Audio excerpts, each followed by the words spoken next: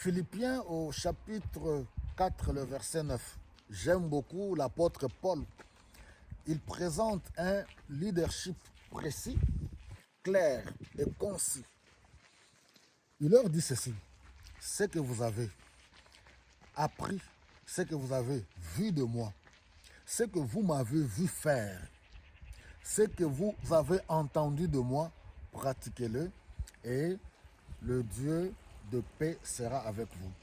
Et cela me pousse à penser lorsque Jésus-Christ il exerçait son ministère terrestre, quand il était encore sur cette terre physiquement, il a pris le temps de reprendre le leadership de l'époque pour leur dire: vous êtes des hypocrites, des tombeaux blanchis, vous empêchez, vous êtes vous-même disqualifiés et vous empêchez aussi les autres d'avoir accès au royaume de Dieu. Et il était dur envers le leadership de cette époque-là. Il se tourne maintenant vers la population. Ce que j'aime avec Jésus-Christ, il dit: faites tout ce qu'ils vous disent, mais ne vous comportez pas comme eux. Ne faites pas comme eux. Alors voilà, quel leadership, quel héritage allons-nous léguer à l'église d'aujourd'hui et de demain? Paul a pris le courage, parce que Paul pouvait se permettre de dire: soyez mes imitateurs, comme je suis moi-même imitateur de Jésus-Christ. Et là, il nous dit: ce que vous avez vu en moi. Et, chers leaders spirituels, qu'est-ce que le peuple de Dieu voit en nous? Qu'est-ce qu'ils apprennent de nous? Qu'est-ce qu'ils entendent de nous? Quel témoignage? Sommes-nous des modèles? Sommes-nous exemplaires? Ou tout simplement on a un leadership de charlatans, des aventuriers, un leadership des manipulateurs, un leadership qui est en train d'abrutir toute une population. Voici ce que le Seigneur a dit: je bâtirai mon église et les portes de ce jour de mort ne pourront pas prévaloir contre elle. Alléluia. Gloire au Seigneur.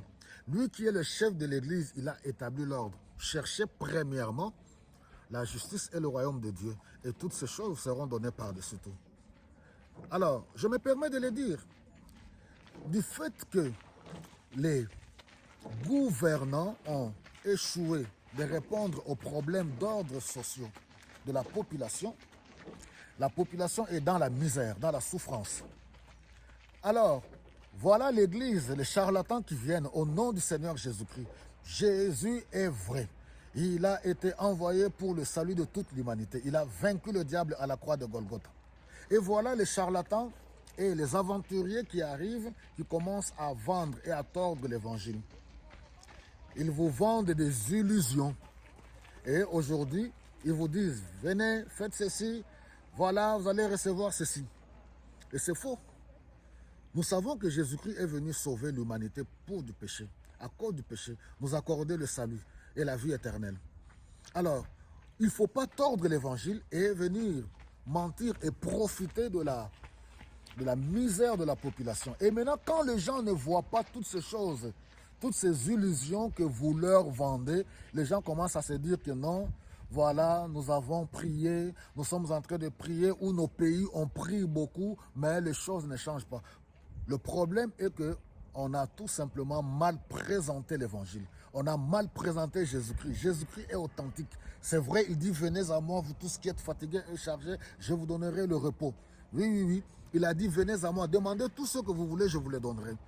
Mais le Seigneur veut d'abord que nous puissions respecter l'ordre établi.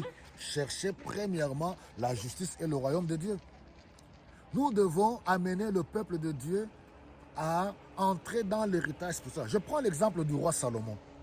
Qu'est-ce que Salomon a demandé à Dieu? Donne-moi de la sagesse. Voilà l'héritage. Voilà un héritage spirituel. Quelque chose de précieux. Donne-moi la sagesse. Et qu'est-ce que Dieu a fait? Il lui a rajouté gratuitement les richesses. En d'autres termes, si nous nous appliquons à chercher premièrement la justice et le royaume de Dieu, à plaire au Seigneur, à faire de sorte que les âmes soient gagnées, Dieu lui-même s'occupera de nos problèmes personnels. Voilà, donc nous avons une grande responsabilité. Chers serviteurs de Dieu, chers leaders d'aujourd'hui, nous devons y réfléchir. Quel héritage allons-nous léguer à l'Église d'aujourd'hui et de demain? Quel genre de serviteurs de Dieu aurons-nous demain? Quand on voit tout ce qui se passe aujourd'hui, tous ces charlatans, des diseurs de bonne aventure, ceux qui sont des coopérants. L'Église n'est pas un business familial. L'église de Jésus-Christ, l'église de Jésus-Christ n'est pas un business d'un homme. Nous devons revoir ces choses-là. Que le Seigneur vous bénisse abondamment. Voilà, je continue à faire mon sport ce matin. Voilà.